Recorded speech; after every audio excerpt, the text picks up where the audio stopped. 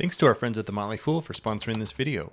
Visit fool.com/ASYM for the top 10 stocks to buy right now. One of the difficult things in evaluating Disney as a stock right now is there's a lot of moving parts with this business. There are the businesses that we used to identify as their cash cows, ESPN, the channels that went into the cable bundle, just spat off cash for years and years. On top of that, you had movie studios who seem to be producing hit after hit. That has kind of ended. And the headline over the last year or two is that streaming services have been losing money on the order of billions of dollars. And then on top of that, you have the parks business. And I think at the end of the day, Disney is one of the companies that's worth more than the sum of its parts. And one of the things we need to think about is which of those parts are going to be sold or peeled off of Disney and what's going to be left for investors long term, because we're already starting to see that process unfold. There have been reports that Disney is going to sell their Indian operations for a valuation of around $10 billion. At the same time, Disney announced that they're going to acquire the remaining stake in Hulu, so going even more all in on the streaming business. And we may see Disney eventually sell ABC, ESPN, and its cable networks. So I want to go through what those components are, and then investors can think about what they should be worth, because I think when you add all these pieces up, it's more than the value of Disney. It's more than the $200 billion enterprise value that the company currently trades at right now. My name is Travis Hoyam. Thanks for watching Asymmetric Investing. Please subscribe on here. If you like this video, please subscribe here on YouTube for all my content. And I want to thank this video sponsor, The Motley Fool. Check out fool.com/ASYM for their top 10 stocks to buy right now. And I want to start with a couple of charts that I've made that just break down the two major businesses, the way that Disney reported them in the past. I'm going to get to new reporting that they've done recently. I want to start with the moneymaker. This is the Parks and Entertainment revenue and operating income chart. You can see that right now, Parks and Experiences are running at about a $2.5 billion run rate for operating income. Just a very, very profitable business. And this is the reason that Bob Iger announced recently that they're going to invest about $60 billion, which is double their normal investment in the Parks and Experiences business, because this is where there's the guaranteed return. There's scarcity to Disney's experiences. And if you have been to any of their parks or even looked at going to any of their parks, you know that it's a very expensive endeavor to get there. So how should we value a business that is churning out about $10 billion per year in operating income and growing the rate that I think Disney would like to hope it's going to, given the $60 billion commitment? Well, this business right here could be worth the entire $200 billion enterprise value alone. I think that would be a stretch from a valuation standpoint, but this is what I mean by Disney is worth more than the sum of its parts, because this is a very valuable piece to have and something that any media business would love to have. If they just spun off Disney's Parks and Experiences business, I think this alone would have a market cap well over half of Disney's current enterprise value. The other segment is media and entertainment. This is what Disney has been known for a very long time. It includes the cable business. It includes streaming. I'll break down some of those in just a second. But you can see here that revenue has gone up over the last decade, but operating income has gone down slowly over time. That's mainly because you're getting the losses associated with the streaming business. That's the big change that has happened in the media and entertainment business. So let's dig into some of the changes that might be happening with that segment specifically, because we got some interesting information recently about how this business should be broken down. This is a filing with the SEC that Disney did, breaking out the sports segment. So think of this specifically as ESPN.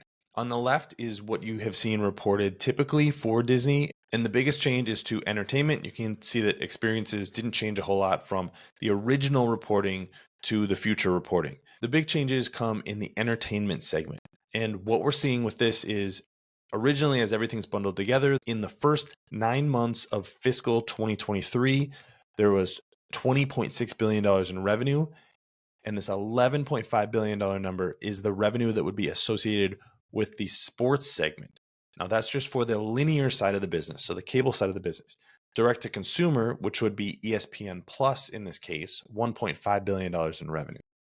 So in total, the sports segment for the first 3 quarters, $13.0 billion in revenue, generated $1.66 billion in operating income, and lost, I know this is a positive number, but this means they lost $148 million.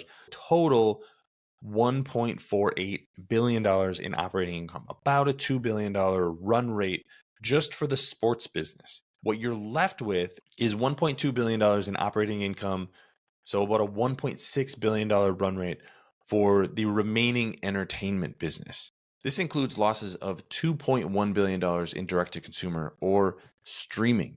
That is a really, really big number, and I want to highlight that because I think this is the biggest change that's going to happen over the next few years at Disney. Disney has already instituted a number of changes on the streaming side of the business that are going to reduce that $2.1 billion loss for the first 3 quarters of the year to hopefully zero by about the end of next year. They have instituted price increases that have gone into effect in just the last month. They're adding advertising. And like I mentioned earlier, they're likely going to be selling some of their money-losing businesses like the India operations. So let's say that business was an absolute zero. What you would be left with is linear TV operations on a run rate of about $4.5 billion in operating income for the year. That's kind of the baseline that we have today. That's not including any profit or operating income growth in the streaming business. So again, that's going to be a very valuable business. Disney can do something with that. They can either continue to churn out cash from that linear business, or they could choose to sell some of those channels. ABC has been reportedly on the block. I could see Disney selling their cable channels and focusing all of their attention on streaming. So what is the future of streaming? How profitable can that be? Well, I think the revenue numbers are really telling. Streaming is obviously not as profitable as the linear TV business has been, but linear networks generated $9.1 billion in revenue in the first 3 quarters of the year. Direct to consumer generated $14.9 billion. So more than 50% more revenue is coming from direct to consumer than is coming from the linear TV business. Now you have more costs associated with that. They've spent way too much money on content for that business. But I think long term, this could be the kind of business that is generating operating margins of 10 to 20%. As we stand today, that would mean $1.5 to $3 billion in operating income. Like I said, we're already seeing cost cuts and price increases go into effect. You're also now getting Hulu into the mix. So Disney's going to be able to bundle all these services because they own them all. They're going to own 100% of Hulu, they own 100% of Disney Plus, and they control 80% of ESPN. So it's possible that that bundle ends up costing consumers $50 a month. And on top of that, there's advertising revenue. But the revenue opportunity is so big in streaming, and I think is something that the market is just completely overlooking. So the streaming business is going to look very different than it does today. But I think there's an argument that the parks and entertainment business, in addition to the linear TV business, is basically all that the market is giving Disney value for today. There's no value being associated with the streaming business, but I think given Disney's scale, I think they're going to be one of the 2 winners in streaming along with Netflix. And if that's the case, this is a company and a stock that has a ton of upside. So that's my case. So that's the breakdown of all of these components. I think we could see some of these components being sold, maybe to reduce debt, maybe to buy back stock. We know that Hulu's coming into the mix after the complete buyout of Comcast stake, but there's a lot of moving parts here. Love to get your thoughts on where you think the ultimate value is for Disney. Is this a stock that you're buying now? Leave those comments in the comment section below. Don't forget to subscribe to Asymmetric Investing. Thanks for watching, everybody. See you here next time.